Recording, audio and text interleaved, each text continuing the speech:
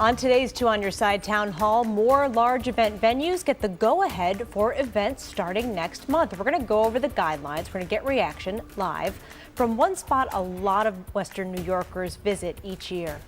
Plus, at-home testing, how soon you could be able to walk into a store and buy your own pack of COVID-19 tests to do at your own home. And we're also going to be joined by a guest to talk about the importance of two pieces of legislation related to women's rights being debated in our nation's capital. First up for us today at 5:30, loosening restrictions for large sports and entertainment venues, at least some of them. Good evening to you. I'm Michael Wooten. And I'm Kate Welshofer. We have been reaching out to some of the places that Western New Yorkers visit for fun, remember that, to see how the changes in rules will impact them. Yeah, Governor Andrew Cuomo announcing the changes today alongside some baseball greats because the new rules mean that there will be fans for Mets and Yankees opening day games. He said that the state is loosening some restrictions because vaccinations are up and new cases of COVID are going down. Now, we should point out Cuomo did not take any questions from reporters today. Here is what you need to know about this. Beginning April 1st, large outdoor sports and entertainment venues that normally hold at least 2,500 people can host live concerts, shows, and sporting events at 20% capacity. There are also new rules for larger indoor sports venues at 10% capacity. So joining us live right now to talk about this, Sonia Kozlova, president of Artpark, and Dave Wedekindt, vice president of concerts and marketing at Artpark. We're so glad that both of you are here tonight. Thank you. Yeah, we really appreciate your time.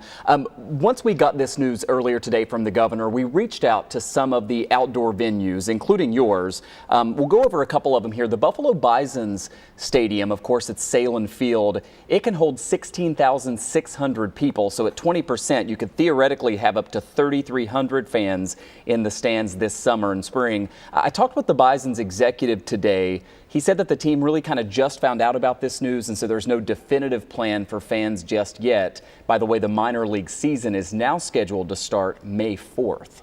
And then another big outdoor venue, the amphitheater at Darien Lake, which is run by Live Nation. And a spokesperson told us the following today.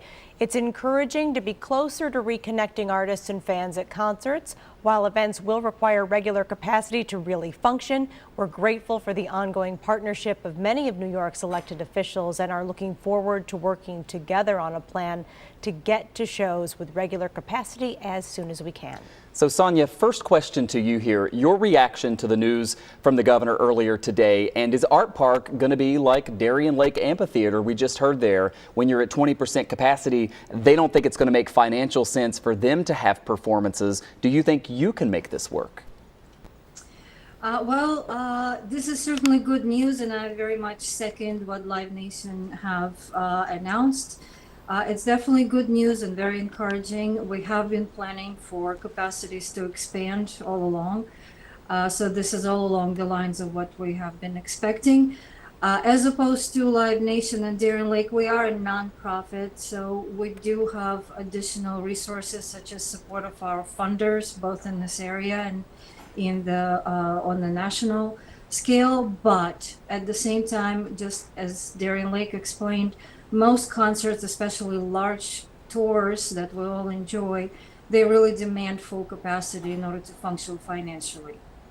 It's a very large machine and a very complex industry. It's not just the band, it's the touring management, the equipment, it's the rehearsals, it's the management. There's so many pieces that are involved that it really takes 100% capacity to recoup the expense. And for Artpark as a nonprofit, all proceeds from our concerts also go to community programs or other more adventures, artistic programming, artistic residencies and stuff like that. So our model really demands a full capacity to really function. But what we can do and what we can do together in this area is with more support from our local funders, we might be able to do, of course, a lot more.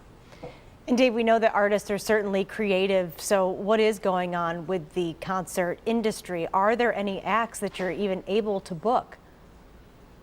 Sure, the conversations are ongoing. I think one thing we can say for sure, all of these acts want to get back out. They all want to get out of their homes and out back on the road and in front of their fans.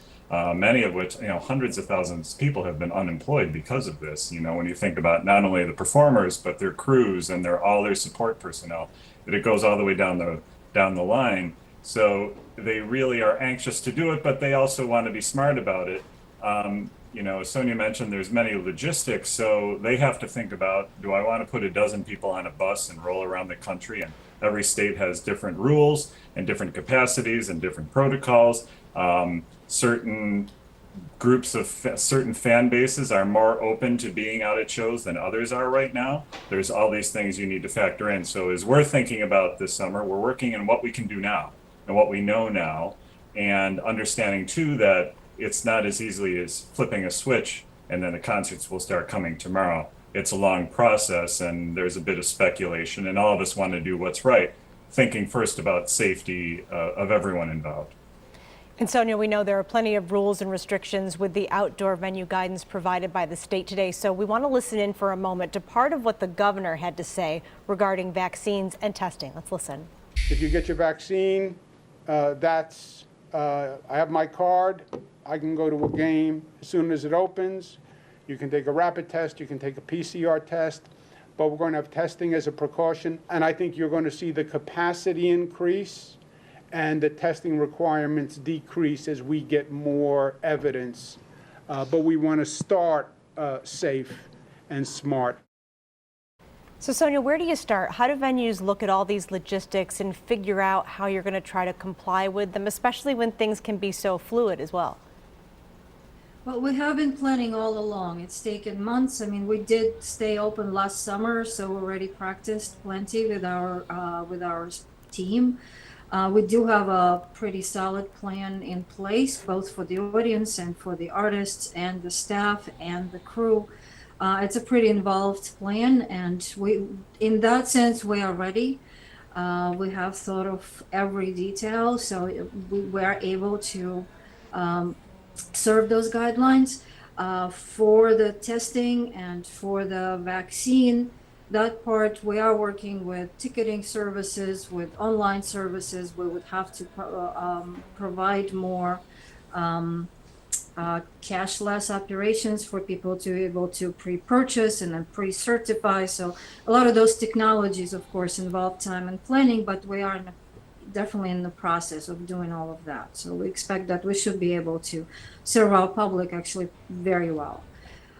In addition to all of that, I do want to take a second to call attention to Artpark provides a whole variety of events.